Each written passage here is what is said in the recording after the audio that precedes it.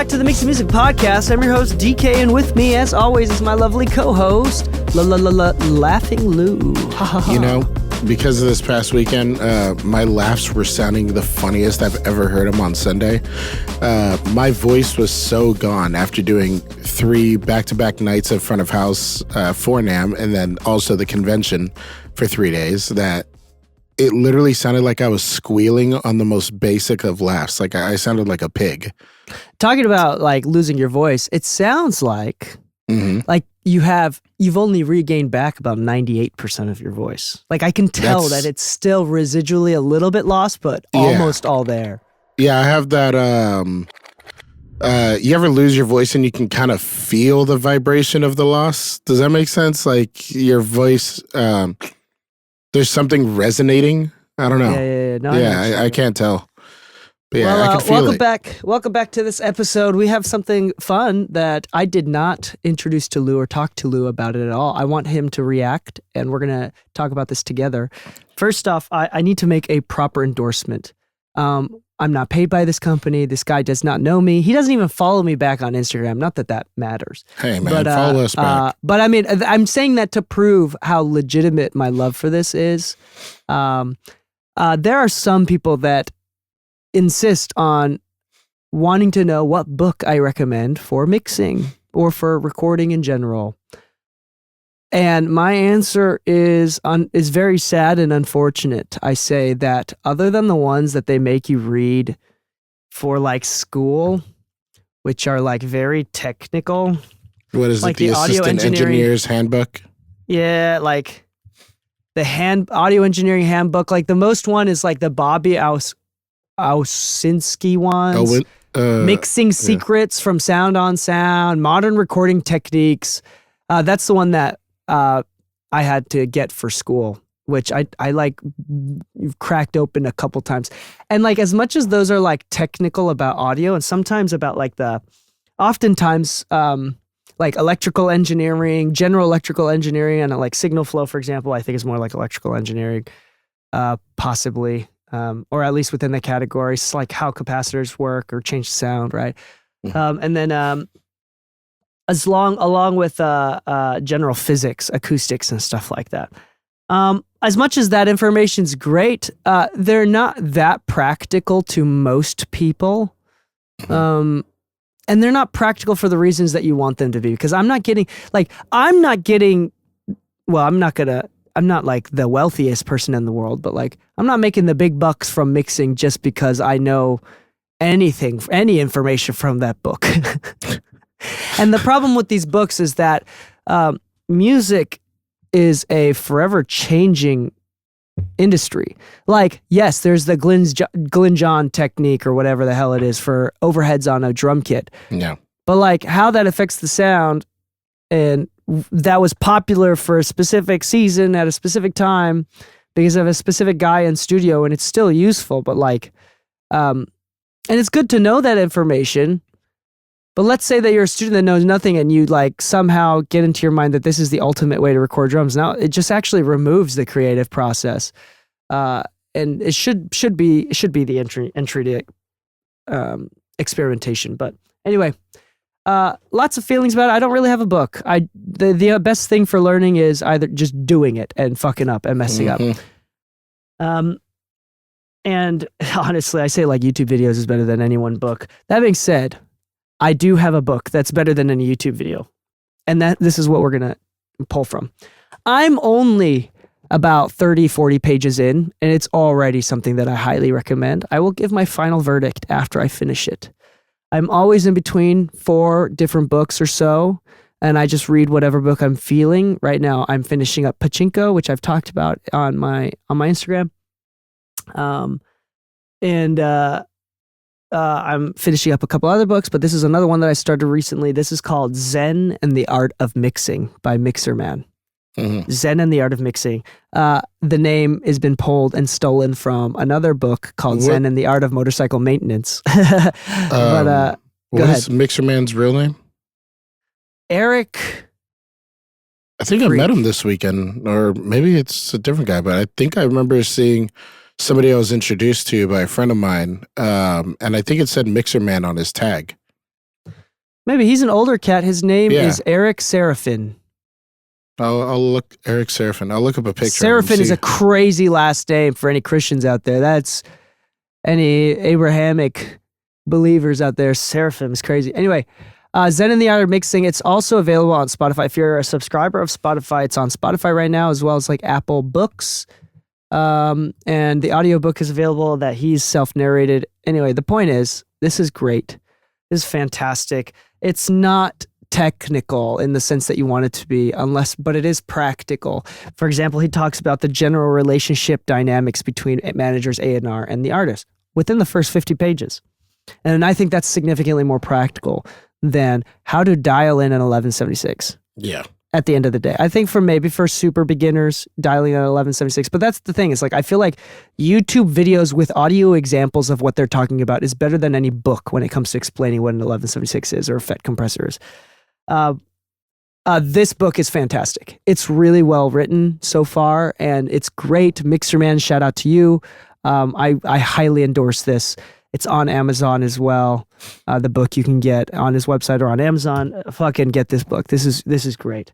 And I'm gonna open up to page, what is this? 16 and 17, where we're gonna talk about Mixerman's 10 steps to better mixing. And we're gonna talk about these 10 steps. I love rule step number 8. We'll get to 8, and I have a lot to talk about 8. Mixerman's 10 steps to better mixing, Lou. Number 1, mixing is an attitude. Cool. How do you Wait, feel is about that? Number 1, mixing is an attitude. How do you feel about that? I think it showcases across most people's mixes, like their kind of vibe, the way they approach things. I could see that. Like everybody has a unique, different kind of taste in their approach to it. So if your attitude is what's being on display, I could see that. Mixing is not a technical skill in the sense that like, it's not like welding, which is something that just needs to be done in a specific way. And whoever's better is just better at welding that one specific way. There is no one specific way. So it's like, it's how you interpret the music, it's how you feel the music, and then using your tools to allow for that transference of emotion. That's what I think mixing as an attitude is. What else? Anything you want to add to that one?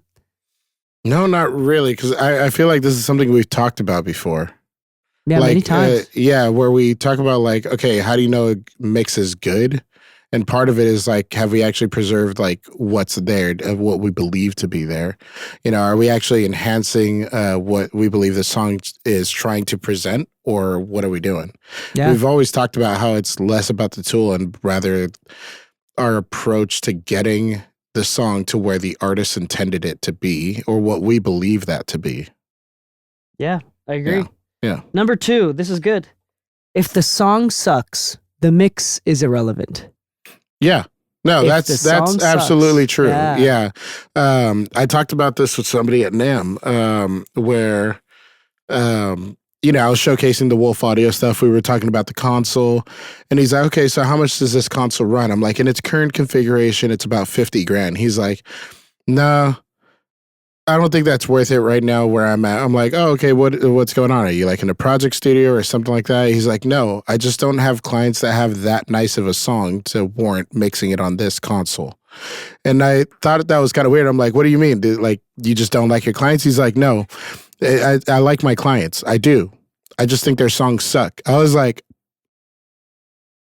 that's a very interesting take to have, but that's good. It's not mutually exclusive. Just because the person's great doesn't mean the song's going to be great, or just because the song sucks doesn't mean the person sucks. Exactly. So I looked at him like, I guess I wouldn't buy $50K console to mix songs that I don't like. Yeah, that makes sense. It's also a little bit sad. Yeah, a little bit sad. Yeah. I think there's something to be said of that. Like first off, I really believe in the concept that like everybody's sexy to someone. So it's like, I like really weird, shitty songs.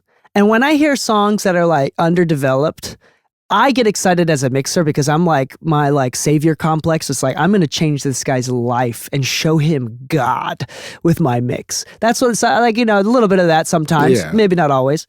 But there's also the concept. I think another relative application of this second rule is I reposted something on Instagram about like something like, if the artist doesn't like the song, then the mix isn't going to get them to like it, isn't going to change their mind. Yeah. And this is something that I find a lot, like where I'll do like a mix for a client and they openly say like, I'm struggling liking this song. I'm on the fence about it. I've never mixed a song and then, no, that's not true. If not all people that say that don't accept my mix. Every time someone doesn't accept my mix, it's been because they don't like the song. Mm-hmm. They change their mind about their own song, or they're insecure about their own song in a different way. Maybe that's just hard coping, but like I really do see that to be like at least a subjective perspective.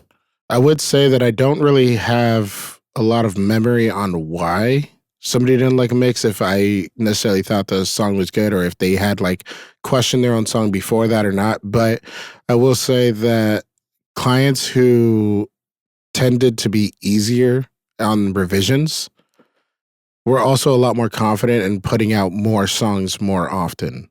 Yeah. You know what I mean? So like they were probably second guessing the song or I guess other details of it enough to where they're not hyper fixated on one little thing until they no longer like the song anymore. Yeah, no, I agree. Yeah. But number 3 is less relevant to us, and I'm going to explain why in a minute. But number 3 is working the room. Keeping people happy and relaxed is half of mixing successfully. So that's more of like a recording. Yeah, that's like more of a recording thing. And I will say that at least in the current day with mixing and mastering, we rarely ever see our clients. Yeah. And that's part of the reason why I like what I do.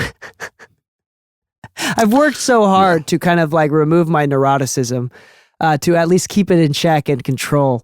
And I'm not trying to spend more time with other neurotic artists. But that being said, even in the case of me, the way that this is applicable is keeping people happy and relaxed through genuine compliments, and through great communication skills via emails and texts is more important than the mix. He says about half of mixing successfully, and I would agree to that. How you present yourself in email, how you present yourself in text, being overwhelmingly optimistic, is nothing but helpful at the very least, if not neutral.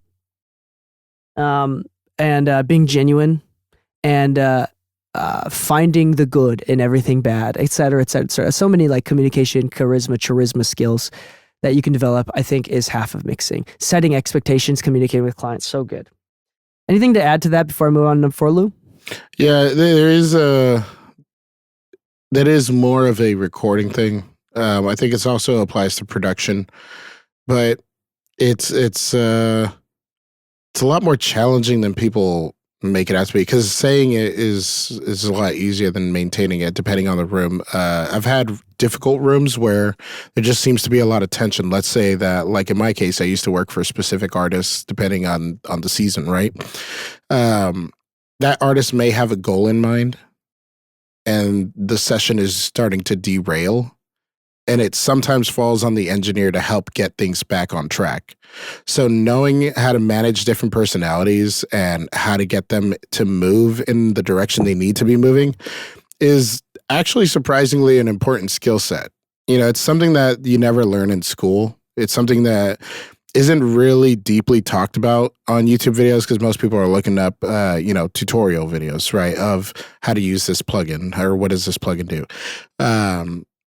But learning how to manage a room is something that you really do have to learn in person. Like, you could watch a video on it, but until you're actually in the situation and having to think on your feet of how to communicate effectively in a tougher situation, you'd be surprised. It's the difference maker between, like, you know, a certain pay rate or not, you know, because if you can keep things on track, it's not just the artists that take note of this, it's the executives. And that's where I usually made the most of my money.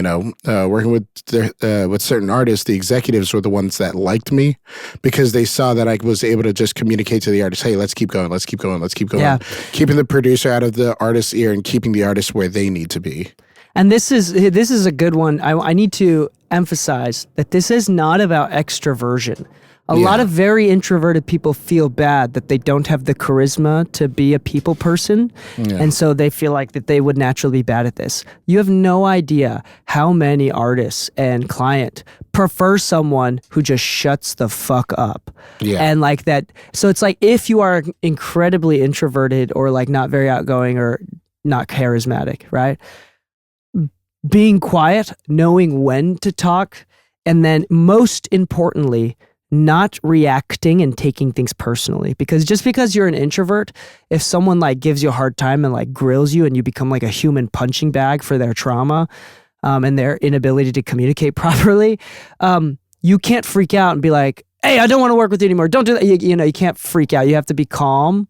And if you can do that, I don't think that there's a net benefit to being an extrovert because, so oftentimes I find that engineers don't know how to control the room because they talk too much, not because they talk too little. Very, very, very few scenarios where talking too little was the issue.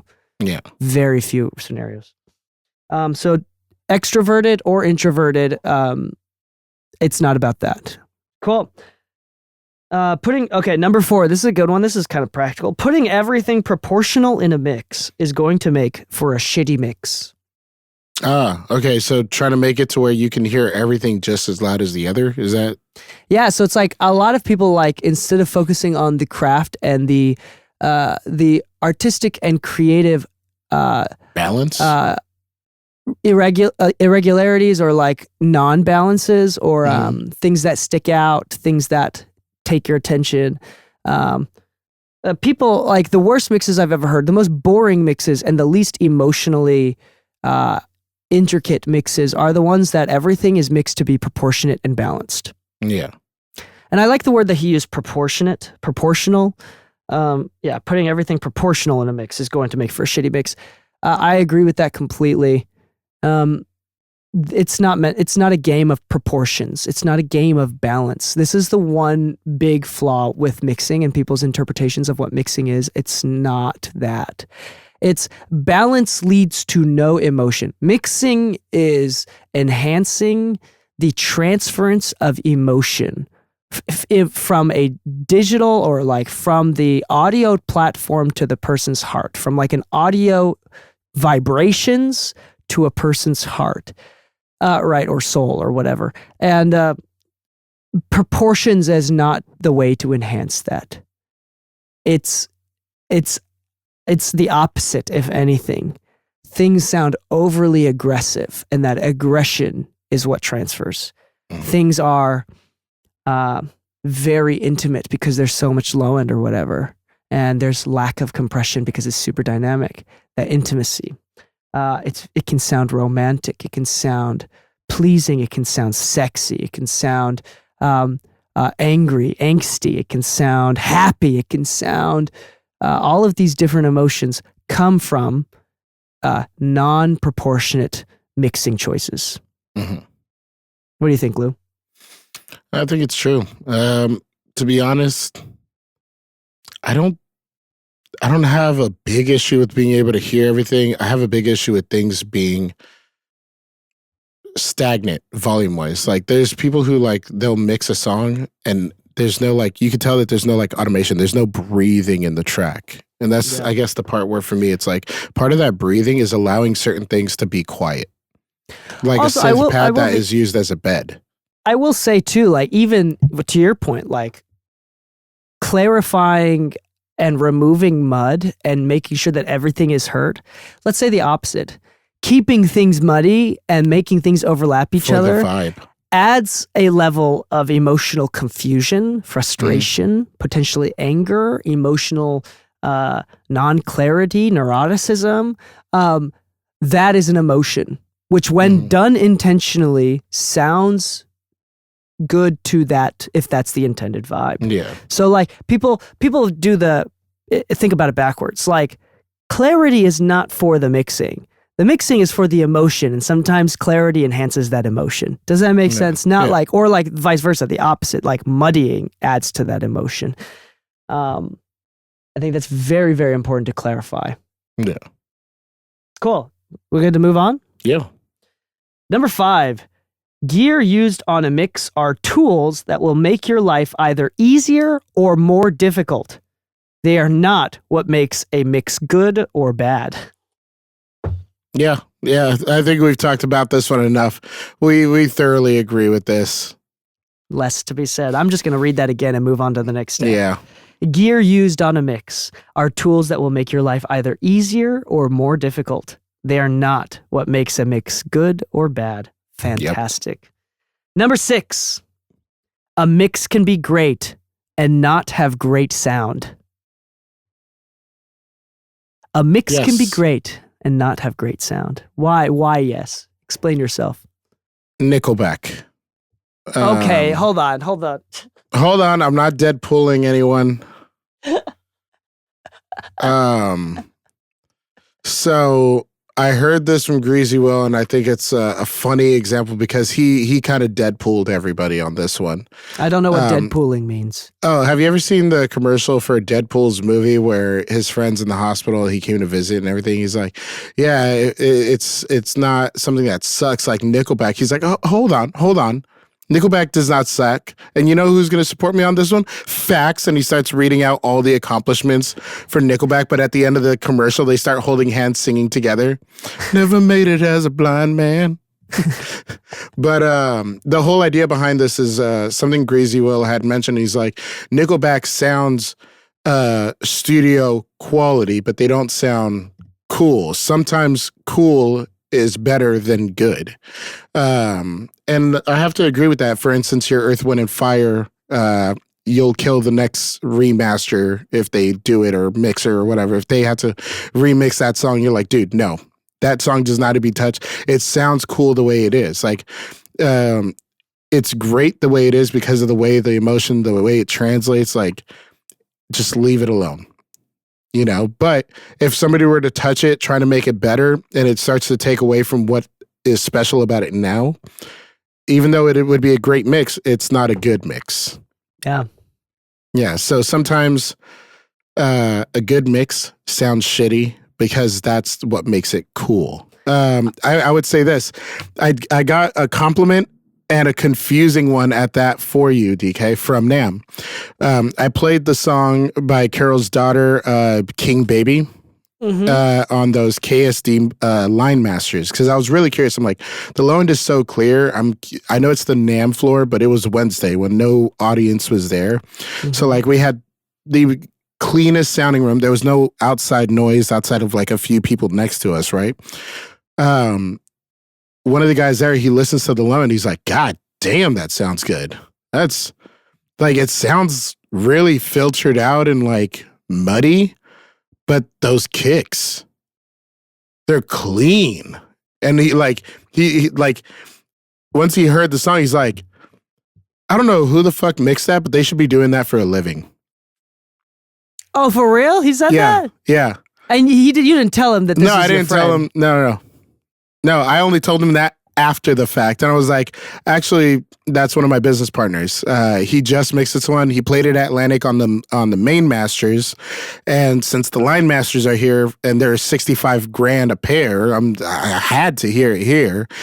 And I got to say, I can hear the financial difference, but I agree with you. There's a reason I use this one as a reference.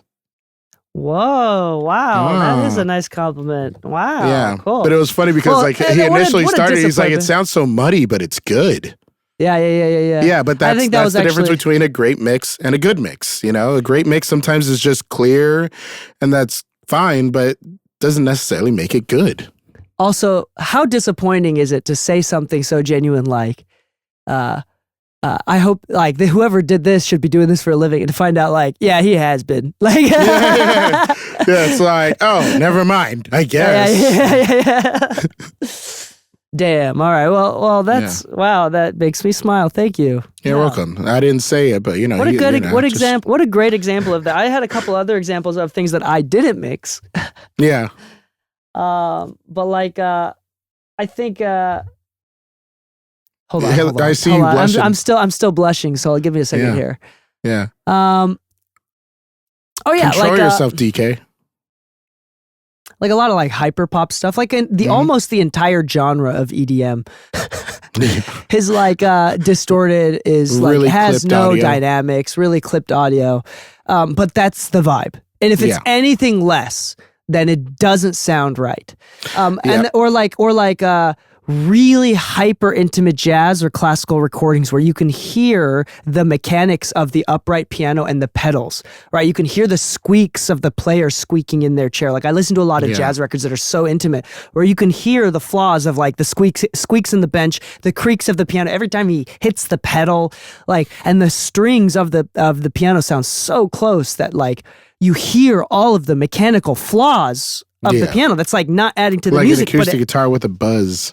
Oh, it's so beautiful. Or like when people realize like they're trying to take out all of the, have you ever like I know you've done this. Everybody's done this. Like in a pop record, taking out all of the breaths in and between it sucks the life out of it.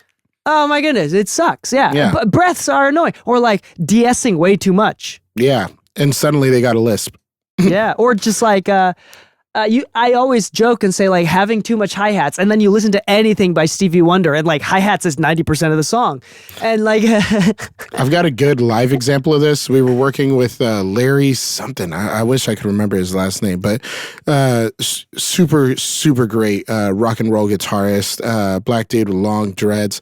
And like you just see this guy wailing on guitar and he looks so confident and happy as he's doing it. But before him and his band hit the stage, I'm talking to this guy that's supposed to do some guest guitarist work, and I'm like, hey, I saw that there was some changes to the setup and everything. Just wanted to go over it with you real quick. He's like, oh, we don't have to. It's rock and roll, man. Like, I'm like, it's rock and roll. That's a line I haven't heard in fucking years. Like, it's rock and roll essentially implies like, listen, man, we're doing it live. Like, whatever it is we're doing, we'll just do it live. If we got a saxophone on the stage, we'll just tell them to play in front of the vocal mic. Like, don't overthink it. It's rock and roll, man. Let's do this, you know? And I'm like, all right, cool, whatever, you know? And I've been doing live for so long, I know what that line means.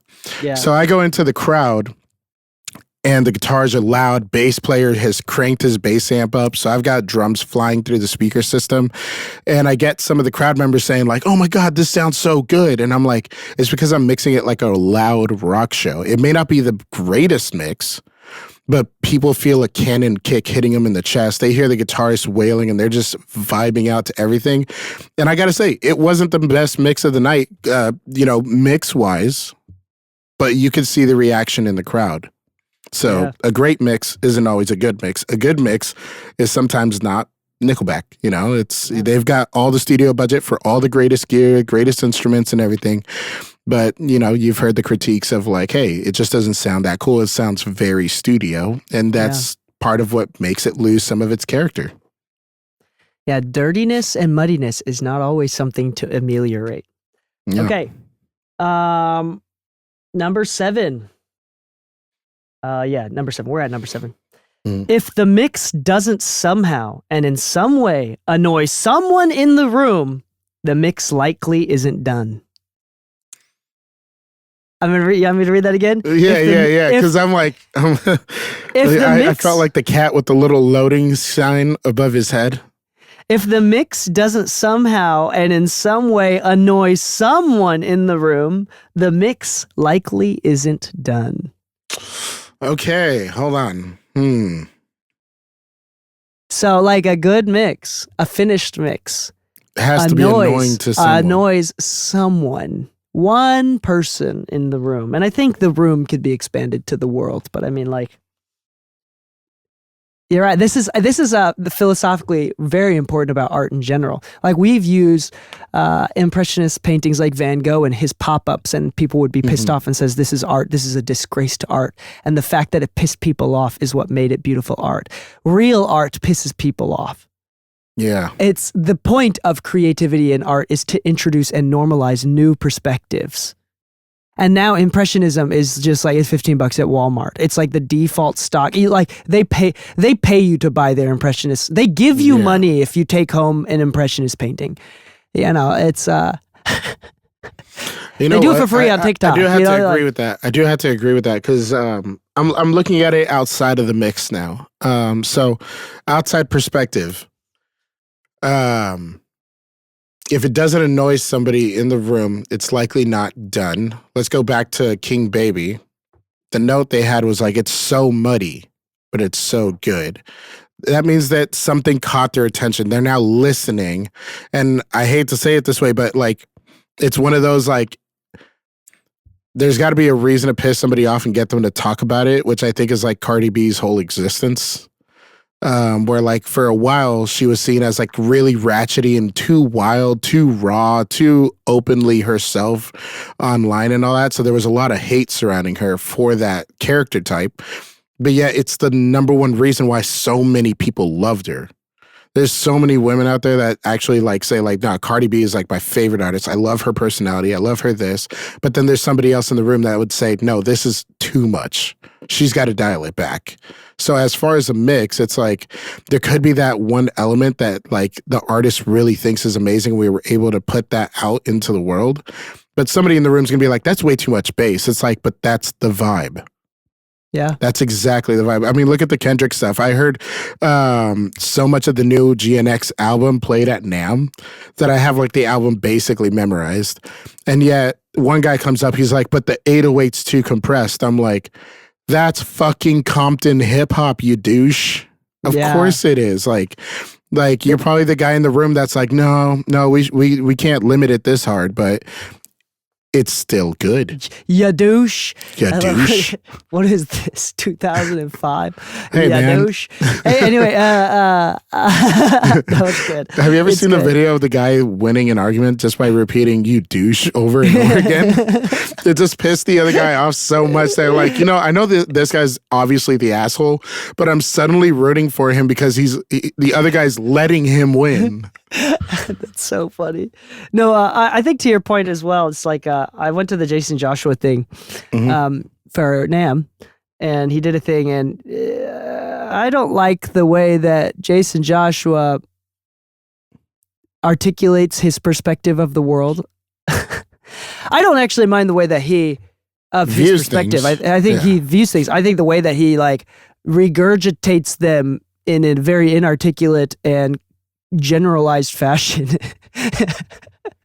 which is neither practical nor helpful 90% of the time. But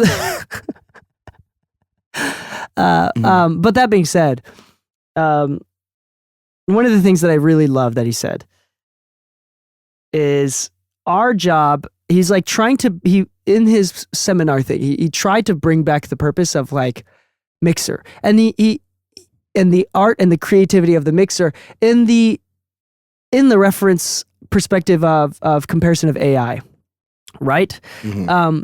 And he says, our job is to take risks. And yes, and he's talked about this before. In fact, if you look up a previous video of him being asked, you'll notice it's me in the crowd asking him directly, saying, you've been famous for being quoted for saying, fuck the rough mix. I'm here to make hits, not make your song better or whatever. And I'm like, what do you mean by that? Do you just totally disregard the rough mix? And he more articulate, with more articulation, explained that he does indeed respect the rough, but it's also a balance between his job of respecting the rough and doing what the artist wants, and also taking a risk and doing what's best for the song. And if you articulate and properly emphasize the balance between the two of respecting the original artist's vision and enhancing the craft of mixing through a creative artistic endeavor, which involves some risk, I actually do believe in that completely. And to that point, I do think that it is important to take some regulated and intentional risk. Yeah. So I do think that that's important, and it should piss people off. Maybe I'll add the card right now because it's just I talked about this again. That was Rule 7, right? Again, this is something that I talk a lot about on my Instagram stories. So I think I'm like accidentally promoting anybody that's not already following me to follow me because I've talked about this and showed a lot of data about this last week. The cognitive bias for today for this episode is declinism. Your bias is declinism. You remember the past as better than it was and expect the future to be worse than evidence suggests it will be. Despite living in the most peaceful and prosperous time in history, many people believe things are getting worse. Use metrics such as life expectancy, levels of crime and violence, and prosperity statistics. Now, you can always isolate a variable, like, for example, greenhouse gases and just general environment as one way to say that the world is declining. Christians will often say like sinners and sin and then use climate change as like evidence of that, right? This is in every single point of data and metric possible. Everything suggests that this is a form of cognitive bias and not at all held by any statistical empirical data. In fact, so much so that the New York Times and the Washington Post has posted in a couple of my favorite articles ever a few examples of this form of cognitive bias, most often seen in music. How often do we hear people say that music was better when I was younger? People have lost the plot on music now. People older than us has said it about music when we were young. People older than them said it about their music when they were young. And we say that now about children that are growing up now. What was the old song that became very famous when WAP was a thing? Where they're like, oh, WAP is the nastiest song we've ever had put on radio. And it's like, well, you remember this old timey one? It's like, I'll let you lick my hairy nipples. Okay, hold on. That was more of a joke, though. That's so disgusting. Thank you. But there are a few studies. Hold on. Let me show this one. Let me grab this one first because I keep these graphs that I love. I'm such a nerd. So like your tendency, like, so when surveyed, how old were you when you think, and these are all the categories that it questioned, that how old were you when there was the most close-knit communities, the most moral society, the least political division, the happiest families, the most reliable news reporting, the best music, the best radio, the best fashion, the best economy, the best movies, the best television, the best sporting events, the best cuisine. Every single one of these fucking categories is a very, very beautiful peak, mountain-shaped linear graph. Not linear. What is that word? What am I looking for? A very obvious graph. All of these is between the ages of 10 and 20.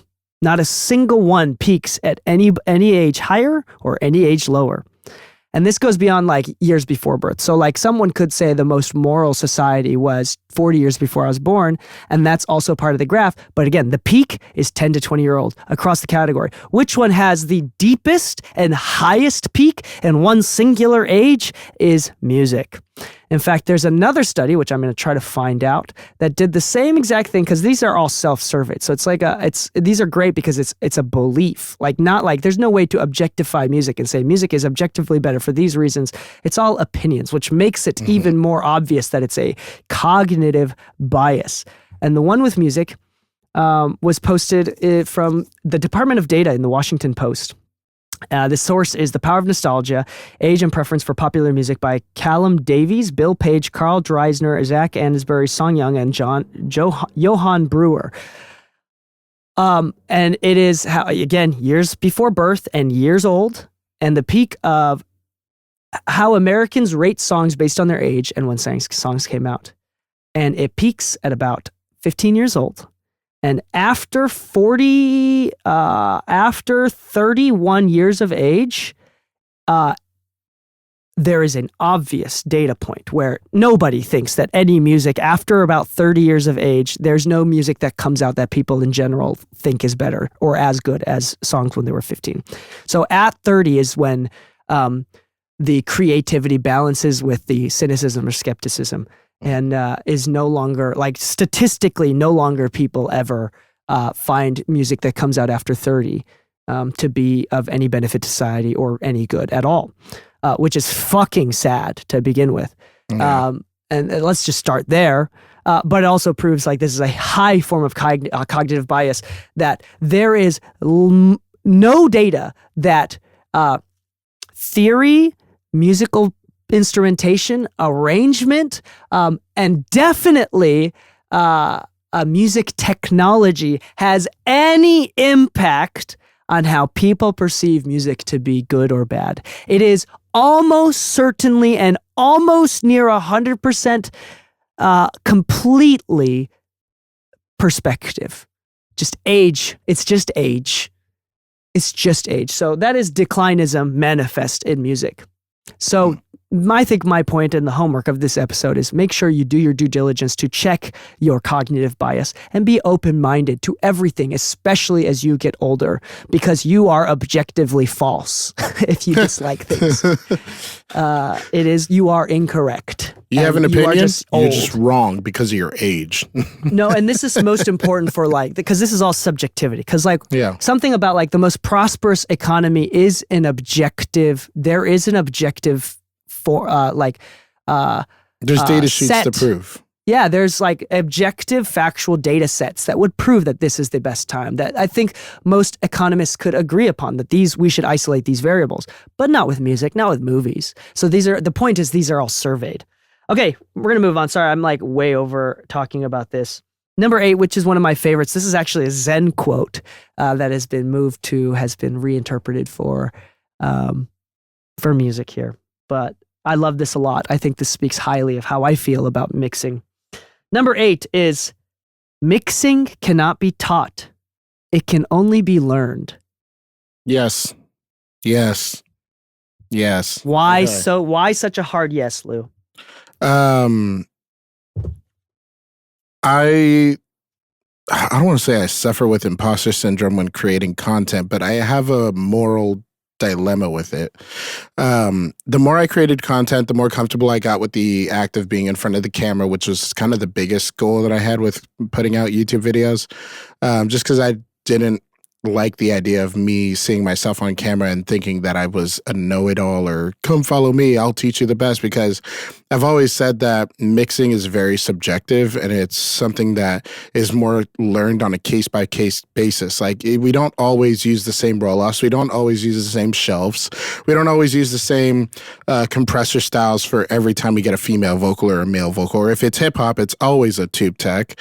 It's very much something where you're like, in this situation with this vocalist, with this kind of voice, with this kind of approach to their, delivery of their performance, this compressor doesn't actually work out that great unless you use it in these kind of settings. But it's something where if I were to teach that, somebody would then try those settings and it may not work out for them.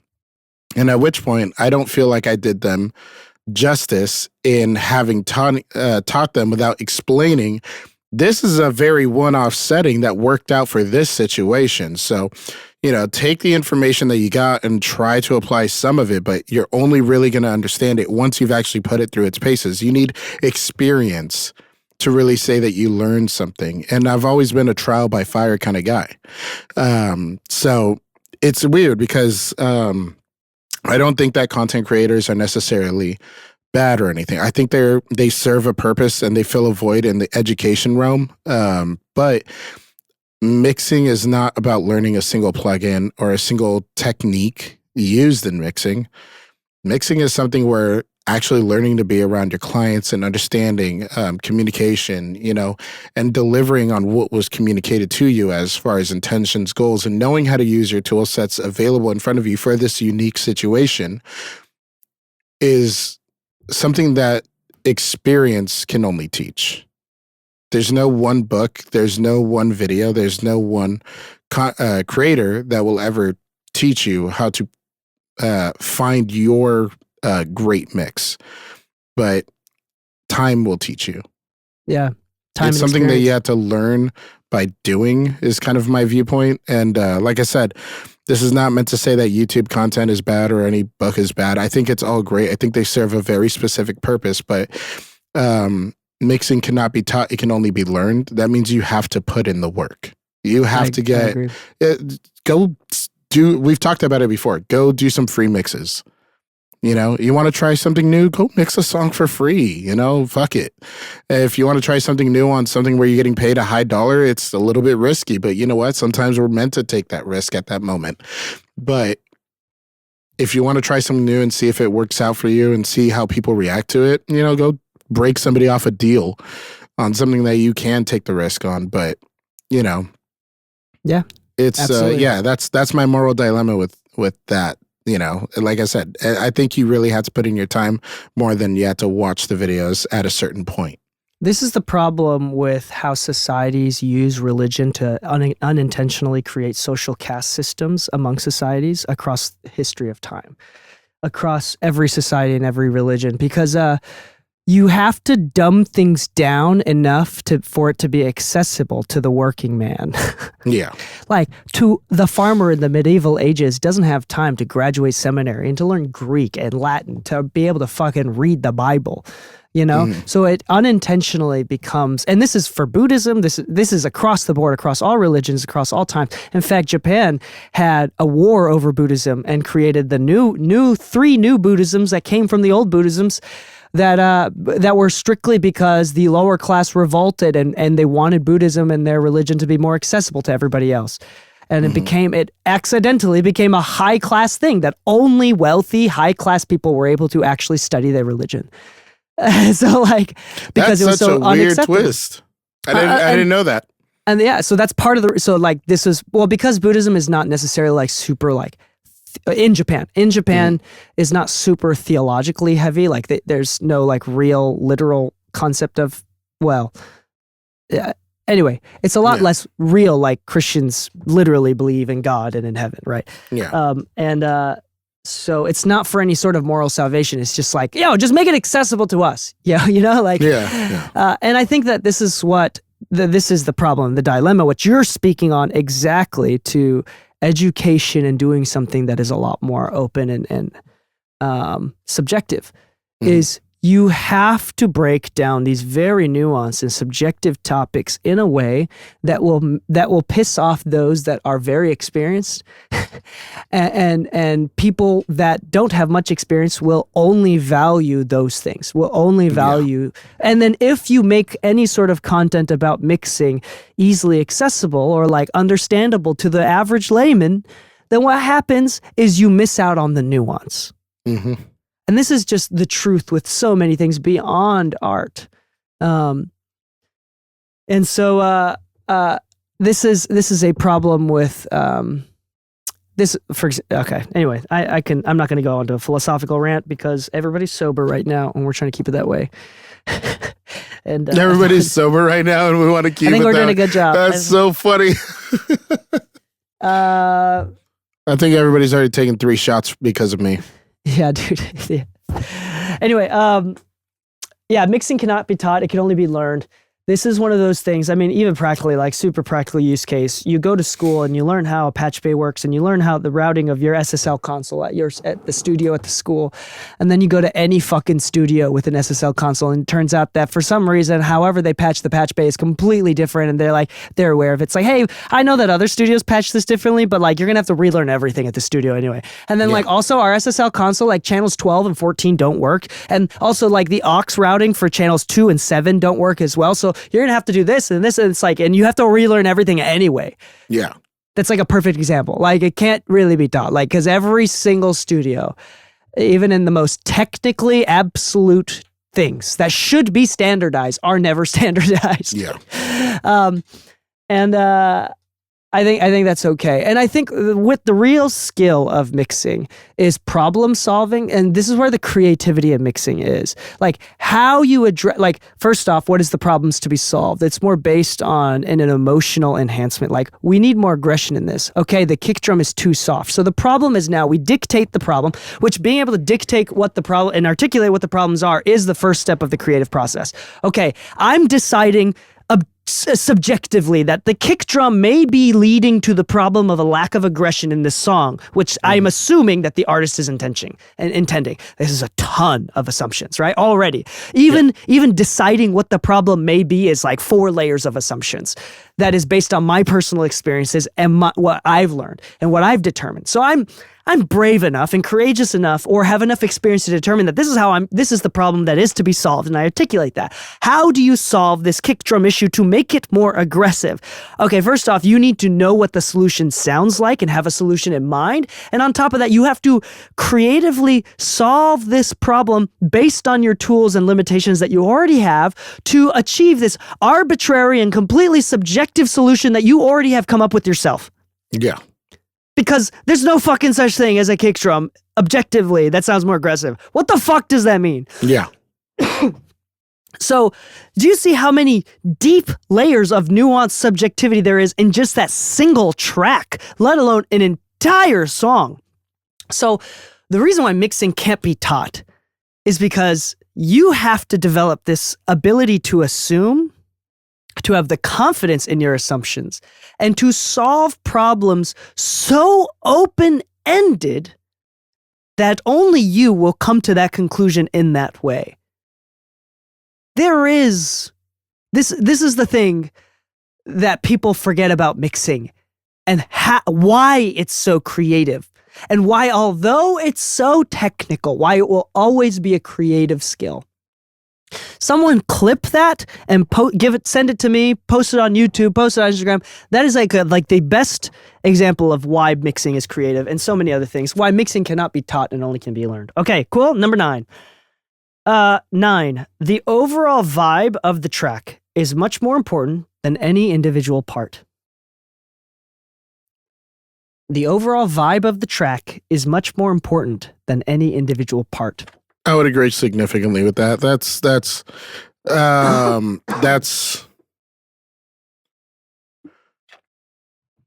I don't know why this one. To be fair, I understand why it's on the list, but I also don't understand why it's on the list, because it should come as a given. I guess an easy one to correlate this one with is forget about EQing things in solo unless there's a very specific thing you're trying to do, because that one track needs to fall in line with the rest of the track. You know, you want it to be within context, whatever changes you're making, but the sum of the song is much more important than any one individual track. Is so important that there are tracks that are going to make the vibe be enhanced. But if that one track is essentially the focal point and everything else falls behind it, that means the sum of the rest of the work put into it is now being lost. I like this for the song Till Now by Bankz. It's the same reference song I use for every monitor, because there's like vocoder, there's like panning, there's a really mid-rangey thin vocal going on. There's a lot going on. But I would argue that it's a good mix, not a great mix, if that makes sense. Kind of like what we talked about earlier, where there are parts of it that are muddy or weird. There's a lot of angst in the style of mixing behind it, right? But sometimes it's hard to tell if the instrumentation is the most important part or if the vocals is the most important part. And I really like that about it, because it's got a lot of push and pull in the balance. But I could not tell you if one element was worked on more or not. I feel like all of them have a very specific role to fill. And because of that, I think it's a good mix. Yeah. But anytime I can hear one thing really standing out, like it really feels like it's a focal point and it's unintentionally that's when I'm like, that needs to change. Like you mentioned earlier, Stevie Wonder hi-hats. I don't think anybody ever listens to Stevie Wonder hi-hats and thinks that needs to go down. But if they were a little bit louder, we might all be thinking that. More importantly, I think there's a lot of people that think that it needs to go down, but after they put it down, they realize, oh, that just changed the vibe way too much, actually. I regret ever wanting that. Like Wolfpack, I really like that. Like some of their mixes just sound old-timey, even though they have all access to new stuff, because it fits a vibe more than it fits the quality of the recording, which I think is, once again, the Nickelback argument. There's great and there's cool. Yeah. I don't think there's much to say that about Yeah. this that can already be interpreted and with your beautiful explanation. Number 10. That was an ugly explanation. All right, fine. Ugly explanation. Just horribly, dude, we can tell that you're retarded. And number 10. Yes. Yes. Fully diagnosed, fully aware of it, embracing it, loving life. You know what?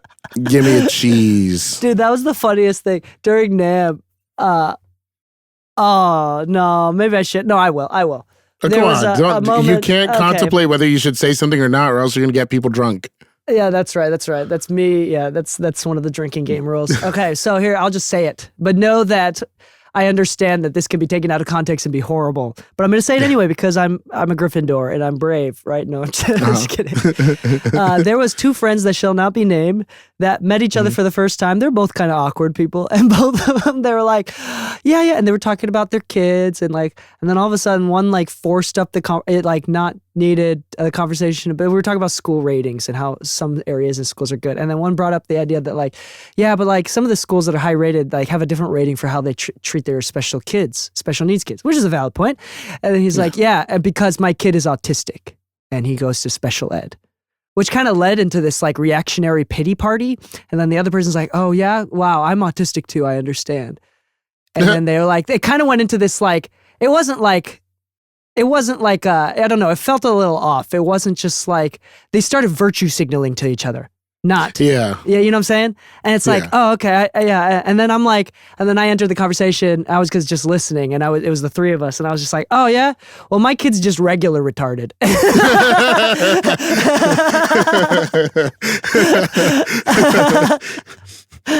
I don't know. I just felt that was a super funny moment, and shout out to all the retards out there. You're You're heard, you're seen, you're validated, you're loved. yeah, dude. Yeah. I'm a morally virtuous person for showing empathy. Sorry. That was dumb. I apologize. No, I don't. I don't care. Number 10, just because a part was recorded doesn't mean it needs to be in the mix. Yes. Just because a part was recorded doesn't mean it needs to be in the mix. I feel like this is more of a producer thing.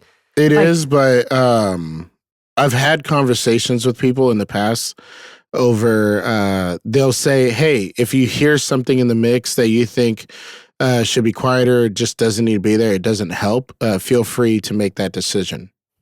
So some people have communicated freedom to make that decision, though I try my best to make as little decisions of that nature as possible, because obviously I want to respect the work put in. But yeah. If you got 5 fucking snares and 2 of them are the same one, and you thought that making 2 of them make them stereo, I'm sorry, I'm taking one of them out. But I've seen some production things that actually factually didn't serve a purpose. They were just duplicated channels, and it started to cause I've seen people do they try to do a stereo thing by taking one track and then delaying it by a couple milliseconds and then panning it left and right. But then when you listen to it, you're like, it just sounds out of phase. It doesn't actually sound stereo. It just sounds out of phase. Then you take the track, you use only one track, put it through a nice wide stereo reverb, and put a little bit of slapback delay going on it or something of that nature. And it just sounds much better. So in those cases, yeah, not everything that's there needs to be there. But if we're talking takes, right? And we're talking vocal performance differences and things like that, and you're that low harmony doesn't really fit a need, you don't necessarily have to take it out. You could just lower the volume. You can make it a supplemental tone, which I actually really like for vocal mixing. Sometimes when I hear that lower octave harmony and you're just ooh, I like that you kept that in there. If it was any louder, it would be distracting, but it's perfectly low enough to where it's just audible if you're really paying attention. Yeah. It's that's something that Leslie Brathwaite is known has said many times. Sometimes when you have a producer sends you a kick with 10 layers, or even if it's just 5, and then he deletes 4 of them, or almost all but one or two of them. And then the producer's like, how did you get the kick to be so punchy? I struggled so hard with that. He's like, no, I just deleted most of them. And it's true. Anyway, there is a number 11, which is funny because it's an 11 out of 10 because it's a list of 10 and it's 11 out of 10. That's a music reference. Number 11 is Be Aggressive. And it says, oops, that's 11.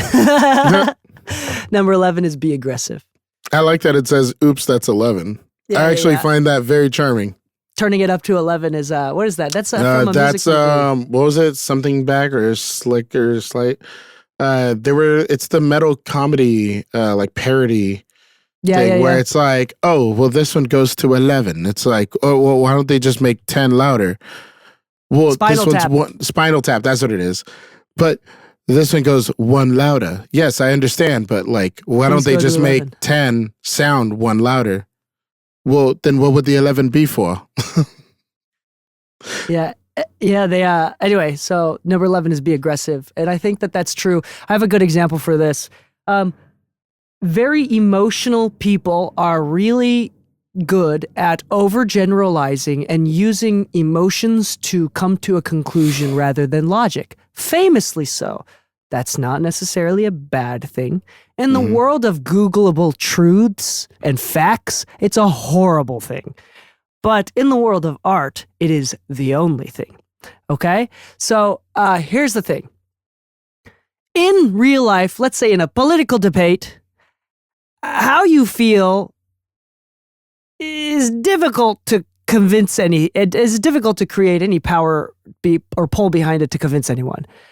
That being said, if you have the ability to overgeneralize and to use anecdotes for proof or use emotional stories to prove a point. This is beyond politics. Sorry, I'm not trying to cut people single people out or ideas out. Or if you have this ability that seems to not really serve you a purpose in a logical debate, you should use that innate and beautiful ability and talent to overgeneralize, to exaggerate emotions in a mix.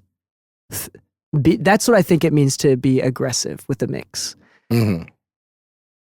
Use those anecdotal moments in a mix to build a song. Use that guitar solo way too loud, make the hi-hats way too loud or whatever, 808s way too loud, over-exaggerate those emotions and those things in the mix to really, really cut the clear on the emotions. That is a talent that most people that are overly clinical and overly logical cannot do. Yeah, so it's kind of funny. I once got a mix note that it took me a while to understand, which has everything to do with this. And it was kind of impressive that it was said so short. A mix that I worked on years ago, this is like 12 years ago. It was like one of my first opportunities to really work on a lot of big names on a single album and names that I'll still use on my credits and stuff, which was cool. But because of that, I had like that personal sense of pressure to do as best as I could at the time with what I had. Well, the note that I got back wasn't like, oh, this is too loud or this sounds muddy. It was, I like the mix, but it's too safe. Yeah. It's too safe. Safe or try hard. Like it's also very obvious when someone is like not confident enough to like put themselves out there. So it just sounds like every other pop artist ever right now currently. And it just sounds like they're a try hard. So like among safe, it's also a try hard to me. Like don't sound like a try hard, try to be authentic. And being authentic is not only like first off, to be able to recognize your biases, to notice that you're not doing it is a skill that most people don't have. Most people don't realize that they're being controlled by their need to conform to society. This is not something that is obvious to any single person. This is part of the ego. And ego is famously something that cannot be seen by the person who has it, right? Yeah. So that's the first thing. Second off, if you are gifted enough to be able to see and reject the societal expectations, and you are gifted to be creative and fully be authentic, you should completely dive into that. Yeah. So I think that's the thing with art, is most people aren't even capable of recognizing that they're not doing that properly. And this is something that, like, I'm very conscientious. I'm very, like, high in conscientiousness. I'm very logical. I'm very data driven. But I am, like, just creative and open enough that I'm hyper aware of when I'm being inauthentic and doing things to serve a virtue signal, and to do things for the optics of looking moral, or the optics of looking to conform with people. I'm very aware of those things, and that's to my benefit, because I'm also, as much as I'm really good at using logic, as you can tell from this podcast when I go on deep dark rants, I'm also very good at using anecdotes to prove a point, and overgeneralizing and using emotions to prove a point. I'm also very good at that. And that is the skill that I use most when I'm mixing. Yeah. So in that point, do overgeneralize, do overuse your emotions, do be authentic, and do be aggressive when you do so. Be aggressively authentic. That's going to be a lot of nerding out at the studio for me, so I will choose to dial it back a little.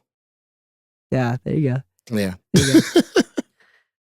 Anyway, that was a good episode, I think. I think we had so, a lot too. of good thoughts. I think there's a lot of clippable moments from this episode that I need to do. This episode is sponsored by the Mixing Music Podcast. A regular retarded kid. What was it? Yeah, that's the clippable moment. That's the clippable moment. Things DK says out of context. My kid is just regular retarded.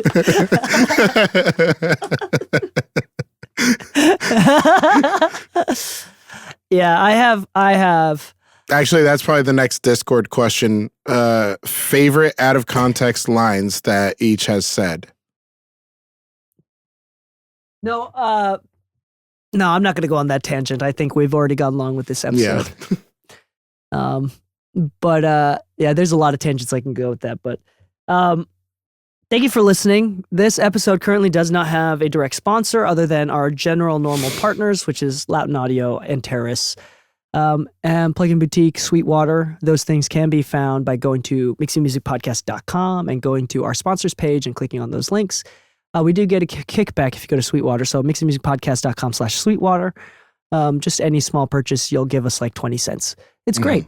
A collection of 20 cents is great. And many 20 cents make it worth it.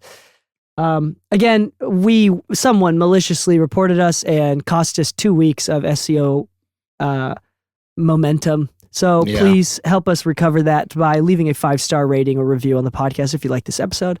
Leave comments, just interact with this podcast in one way or another, especially if you've liked us enough to come to this far into this episode. Anything helps, really, truly. And then lastly, I don't know what the current state of the exclusive episodes will be at the time that you hear this episode, but if they do exist, and when they do exist, it will always be Mixing Music Podcast /exclusive.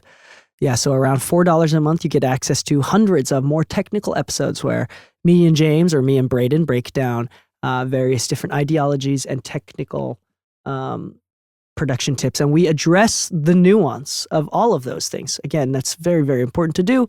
We address the nuance of all these technical tips that have been given on the internet. And on that note, happy mixing, my friends, and stay saucy.